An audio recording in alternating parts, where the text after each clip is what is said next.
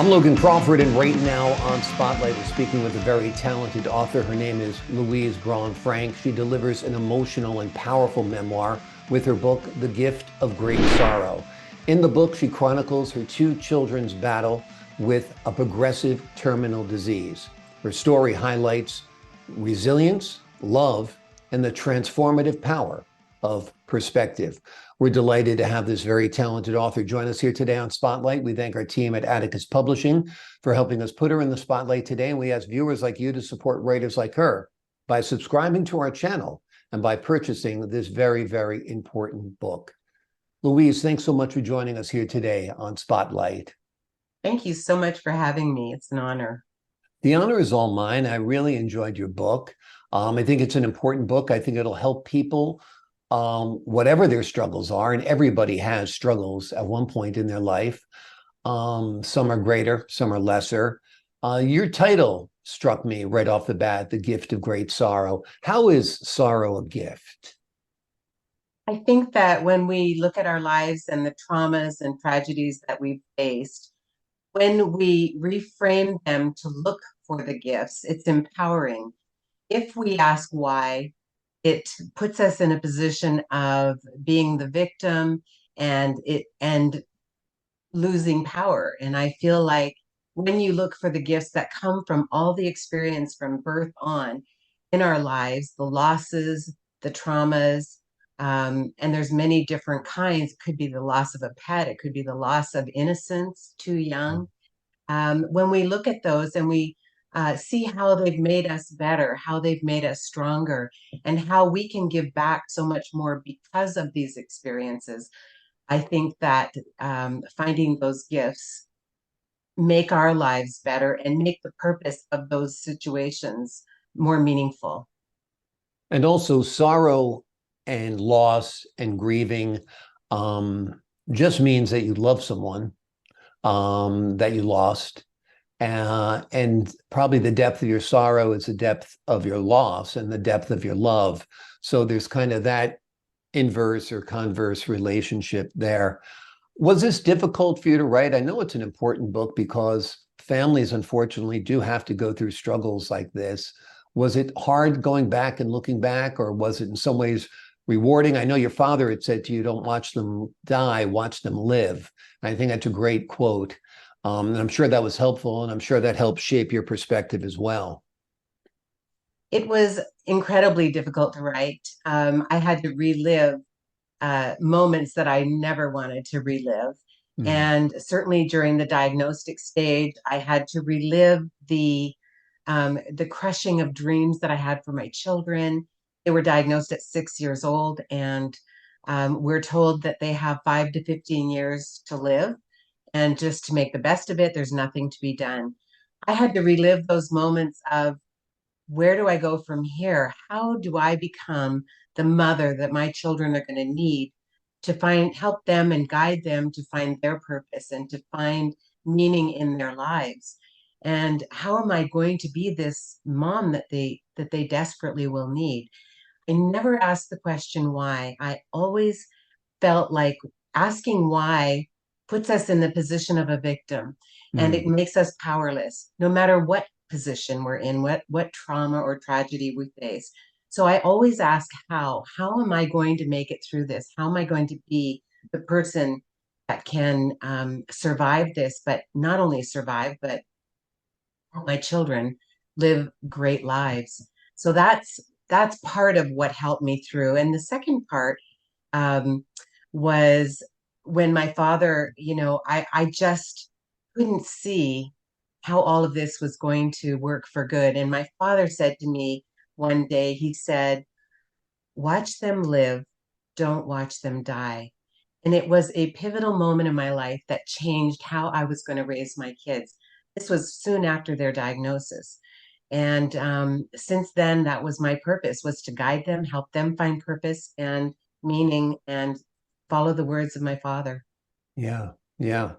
It's it takes a lot of fortitude. I mean, there had to be times where it was extremely tough to stay positive, because when you're watching your children at 6, 7, 8 years old, I mean, you love them so much. And to think that their life is going to be cut short um, is extremely difficult. And I know part of what you've done is keeping yourself active and helping others. You've been working with the Joy Through Tears Foundation as well, right? Right. So one of the reasons that I started Joy Through Tears Foundation in 2022 was because something that I had taught my children was the value of giving back and of always looking at other people who had needs. And I think it took them out of their own position of need and helped them to build compassion and resilience and love towards other people. So, teaching them that after they passed away, I thought, how do I continue the legacy of the love and compassion that my children gave the universe and that they taught me? And so I did start Joy Through Tears Foundation. One of the things, as I was writing my book, I was thinking about what really made a difference in my life and what really impacted my children's lives. And truly, it was the caregivers that I hired and friends like Wanda who came and helped take care of my kids so that I could have some respite. And these Mm. caregivers, these in-home caregivers also gave my children sense of independence where mom didn't always have to be with them. They helped with bathing. My children were in wheelchairs by 5th grade. They lost all their abilities probably by 10th grade that they couldn't write or dress themselves or feed themselves. I mean, it was a very difficult life as the disease called Friedreich's ataxia continued to progress, very similar to ALS, but a very slow progression. And as their disease was progressing, these caregivers just, I hired them at young girls, young women to help kind of become like big sisters. Mm. And they really made a huge difference in our lives. They allowed me some time to self care. And I learned that very early on. I went through a breakdown myself. Mm. Most caregivers, 80% of the caregivers that I've researched have experienced 2 or more chronic illnesses because of caregiving. They give Mm. up so much and they are just so dedicated. So, as a legacy to Joshua and Lee, I decided to form Joy Through Tears Foundation. We have a strong board of directors. I'm really excited about it.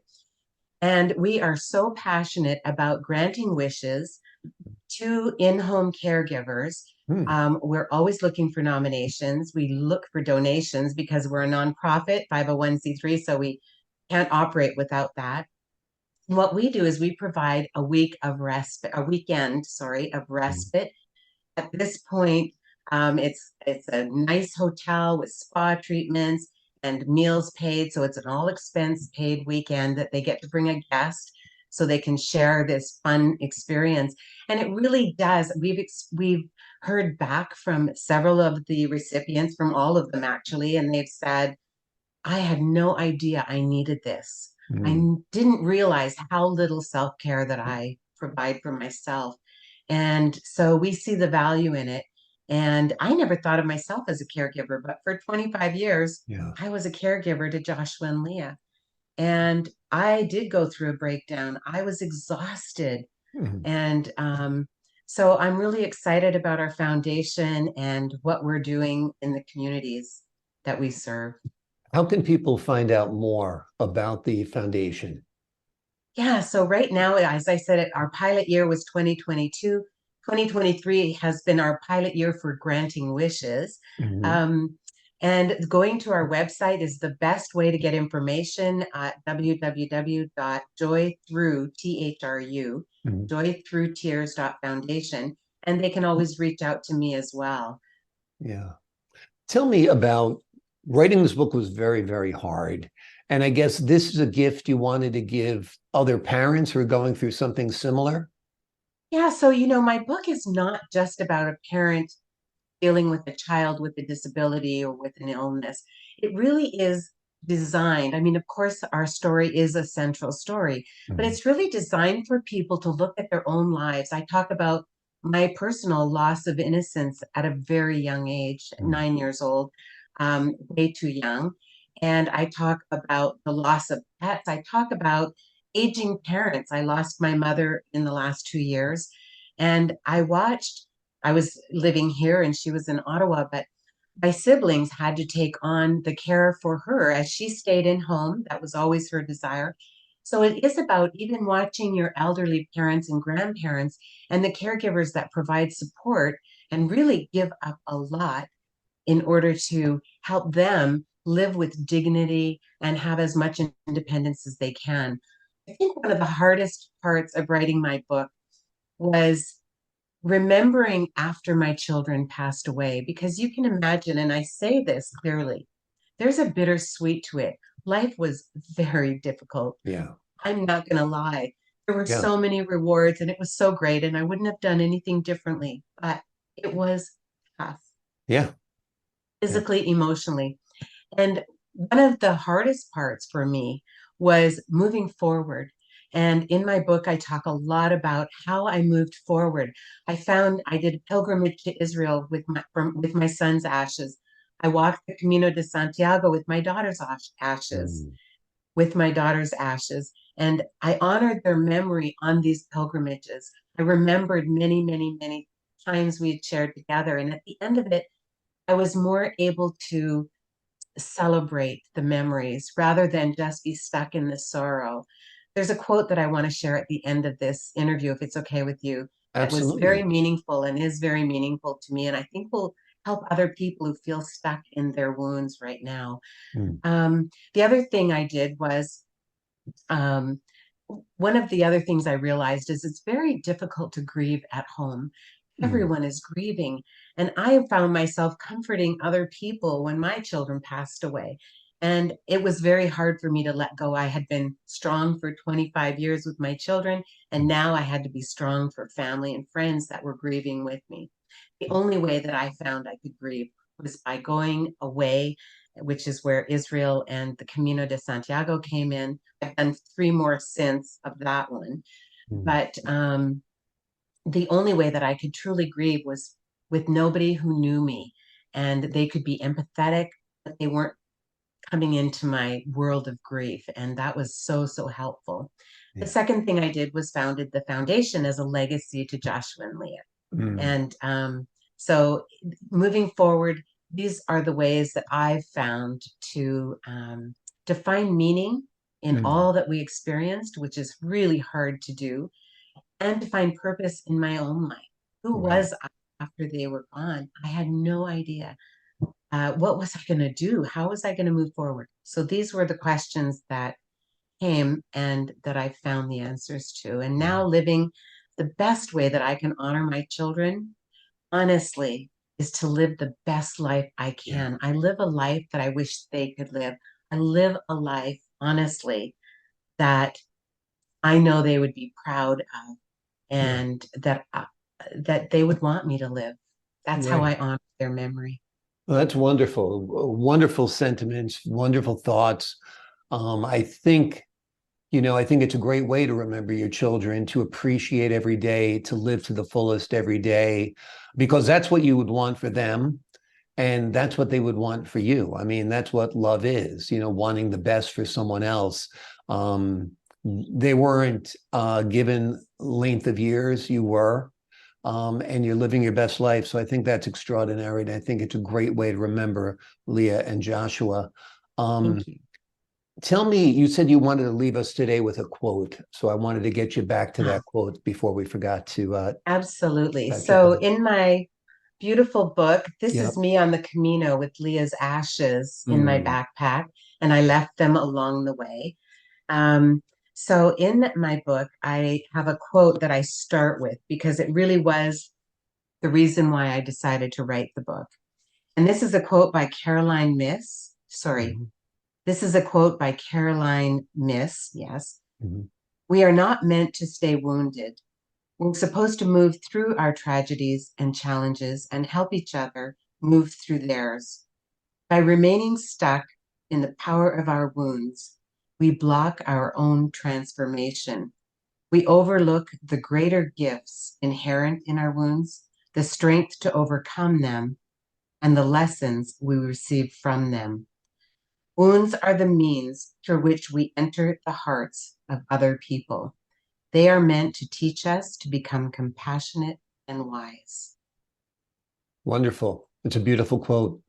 Yeah. And it's very fitting for your book, for sure. So I'm glad. Did you write the book and then find the quote, or did you find the quote and write the I book? have lived by that quote for a very long time. Yeah, So the quote I knew was the beginning of the book. right. Yeah. Wonderful. Wonderful. I think this book is going to help a lot of people. The name of it is The Gift of Great Sorrow. In it, And uh, a gift, the gift of great sorrow, a journey through pain to purpose. okay. Thanks for the That's full the title. subtitle. Yeah. That's the full title. Yep. A Journey Through Pain to Purpose. Yeah, wonderful. It chronicles Louise's children's battle with a progressive terminal disease. It's her story, but it highlights the importance of resilience, love, and the transformative power of perspective. This is a book you won't want to miss. It's tough to read at times, but it's very inspiring at times. It's a true story, and every word of it was written with love. You can tell that when you read the book. Louise, thanks so much for joining us here today on Spotlight.